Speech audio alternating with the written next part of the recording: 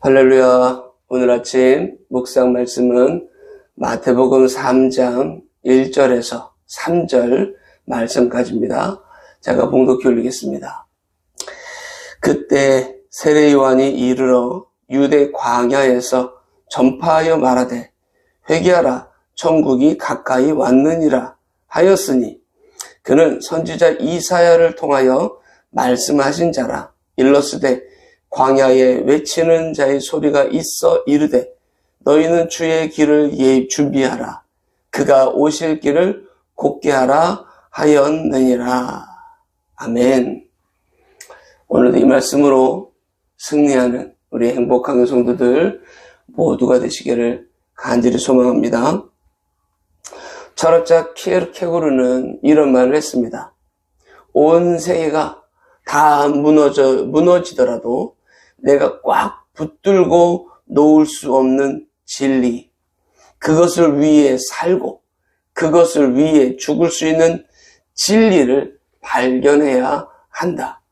그것이 나의 진리요, 나의 주체적 자리요, 실존적 진리다 라고 했습니다. 무슨 말인가? 그것을 위해 살고 그것을 위해 죽을 수 있는 그 무엇, 그 진리를 찾는 것이 인생에서 가장 중요한 일이다라고 말한 것이죠. 여러분, 그것이 무엇이겠습니까? 그것은 사명입니다. 어떤 이는 사람의 성공 비결은 부귀 영화에 있는 것이 아니고 자기 사명이 무엇인지 사명을 깨닫는 데 있고 그 사명을 위해서 최선을 다하는 데 있다라고 말했습니다. 여러분이 잘 아는 아프리카에 전 생애를 바친 리빙스턴은 이런 말을 했습니다. 사명을 가진 사람은 그것을 실현할 때까지는 결코 죽지 않는다.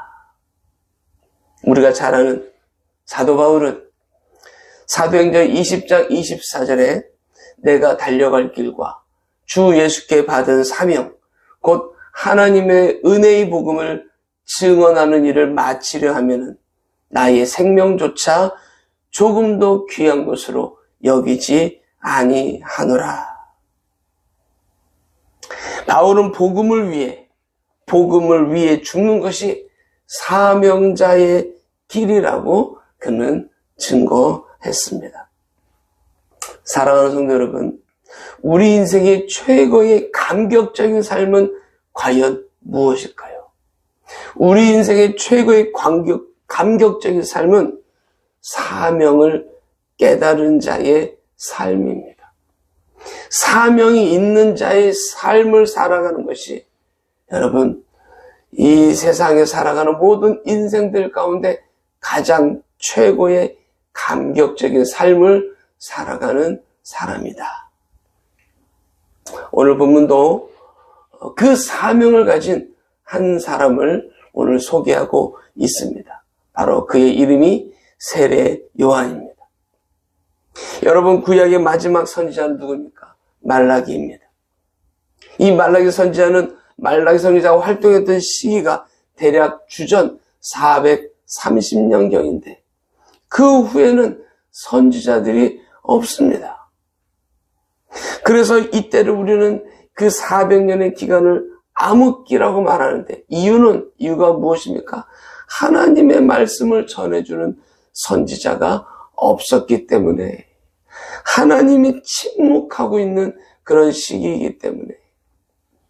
그런데 이때 수많은 사람들이 하나님이 말씀하신 것처럼 글을 쓰게 되었는데 그 글들을 우리는 묵시문학이다 이렇게 말하거든요. 근데 여러분, 이런 묵시문학, 하나님이 말씀하신 것처럼 글들이 많이 나왔는데 왜 그럴까요? 이런 현상이 많이 일어난 것은 그 시대가 그만큼 답답했기 때문에, 그 시대가 너무 답답했기 때문에, 답답한 시기였기 때문에 그런 하나님의 말씀이다라고 하는 그런 글들이 무수하게 나오게 된 것이죠. 답답한 시대. 이 시대를 어떻게 삶을 살아갈지 가이드가 없는 그런 시대. 그때 나온 수많은 글들, 그게 다 묵시문학인 거죠. 그리고 그 암흑기 시대, 역사적으로는 이 시기는 시리아의 침략과 헬라의 침략, 그리고 로마가 이스라엘을 침략하여 이스라엘의 다른 나라의 지배를 받는 그런 시기였습니다. 그러니까 겨우 이스라엘이라는 명맥만을 유지하고 있었던 때죠. 이때 선지자라도 나타나서 갈 길을 인도하고 하나님의 뜻을 가르쳐 주었으면 좋겠는데 선지자도 나타나지 않았던 것이죠. 영적으로, 국가적으로 여러 가지 면에서 참으로 어려운 시기였던 것입니다. 그런데 그때 누가 나타난 겁니까? 세례 요한이 나타난 겁니다. 그러다 보니까 당연히 모든 사람들의 이목이 이 세례 요한에게 쏠리게 되고 그를 보게 된 것이죠. 그런데 여러분, 이때 세례 요한은 수많은 사람들이 자기를 바라보고 있는 그런 모습 속에서 자신의 사명을 묵묵히 감당하게 됩니다. 사람들의 이목이 쏠렸기 때문에 얼마든지 세례 요한은 자신을 드러낼 수 있었습니다. 그러나 세례 요한은 온전히 자신의 사명을 묵묵히 감당하게 되는 거죠. 광야에서 외치는 자의 소리로 회개를 촉구하는 그런 메시지를 전하게 되는데요. 오늘 본문 2절에 보면 회개하라 천국이 가까이 왔느니라. 여러분, 여기서 천국은 무엇을 말합니까? 바로 예수 그리스도 메시아가 오심을 말씀하는 것이고, 즉 이 메시지는 예수님 앞에서 너희들이 그 예수 그리스도 앞에서 자신의 삶을 돌이켜라, 회개해라, 이렇게 외치게 된 것입니다. 그렇습니다. 사랑하는 성도 여러분, 사람은 누구나 죄를 지을 수 있습니다. 그러나 사람이 망하는 것은 그 죄 때문에 망하는 것이 아니라 회개하지 않아서 망하는 겁니다. 돌이켜야 되는 거죠. 세례 요한은 자신의 사명을 그대로 그는 실천합니다. 회개하라, 천국이 가까이 왔느니라. 세례 요한은 많은 죄인들에게 무엇을 주고 있습니까? 회개하여서 돌이켜서 회복될 수 있는 기회를 그는 제공했던 것입니다. 주의 길을 예비하는 자로 많은 사람들이 이목이 쏠리고 있는, 자신에게 쏠리고 있는 그 상황 속에서 주님의 길을 예비하는 자로 그는 삽니다. 요한복음 1장 26절을 보게 되면 요한이 대답하되 나는 물로 세례를 베풀거니와 너희 가운데 너희가 알지 못하는 한 사람이 있었으니 곧 내 뒤에 오시는 그이라. 나는 그의 신발끈을 풀기도 감당하지 못하겠노라 하더라. 또한 1장 35절에 또 이튿날 요한이 자기 제자 중 두 사람과 함께 섰다가 예수께서 건의심을 보고 말하여 보라. 하나님의 어린 양 이로다. 두 제자가 그의 말을 듣고 예수를 따르거늘. 요한복음 3장 30절에는 그는 흥하여야 하겠고 나는 쇠하여야 하리라. 그렇습니다. 그는, 세례 요한은 마지막까지 자신의 위치를 떠나지 않았고 자신의 사명을 죽기까지 감당했던 사람입니다. 마태복음 11장 11절에 내가 진실로 너희에게 말하노니 여자가 낳은 자 중에 세례 요한보다 큰 이가 일어남이 없도다. 사랑하는 성도 여러분, 사명이 있다는 것은 자신의 삶을 가치 있게 사는 삶과 똑같은 것입니다. 자신의 삶을 가치 있게 살고 싶습니까? 여러분, 사명을 가진 자가 되길 간절히 소망합니다. 이에 그것을 잘 감당하는 것은 여러분, 우리 인생의 삶의 모습 속에서 가장 복 중에, 큰 복 중에 복이다.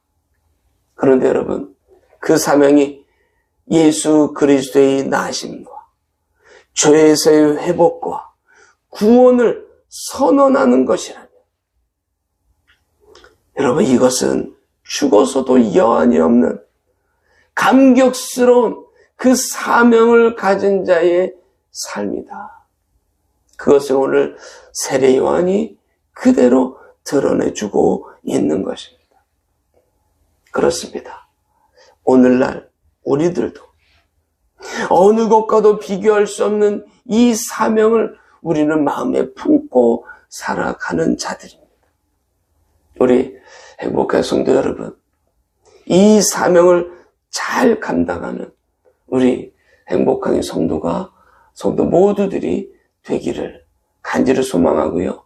온라인으로 주님의 말씀을 묵상하는 하나님의 자녀들 모두 다가 이런 사명을 가슴에 품고 그 사명을 따라 살아가는 성도가 되시기를 주님의 이름으로 간절히 축원합니다.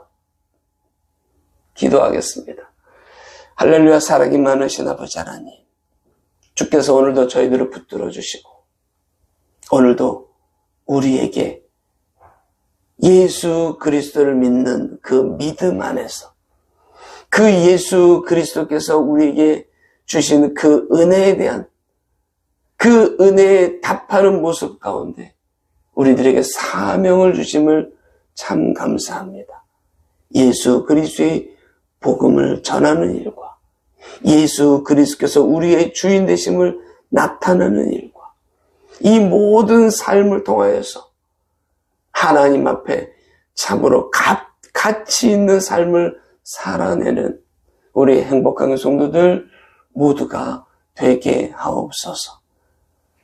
사명을 따라 삶을 살아가는 성도가 되어서 우리가 어디에 있든지 주님의 그 사명을 잘 감당하는 행복한 성도들, 또 온라인으로 함께 예비하는 하나님의 자녀들 모두가 되게 하옵소서. 모든 것 감사드리며 우리 주 예수님의 이름으로 간절히 기도드리옵나이다. 아멘.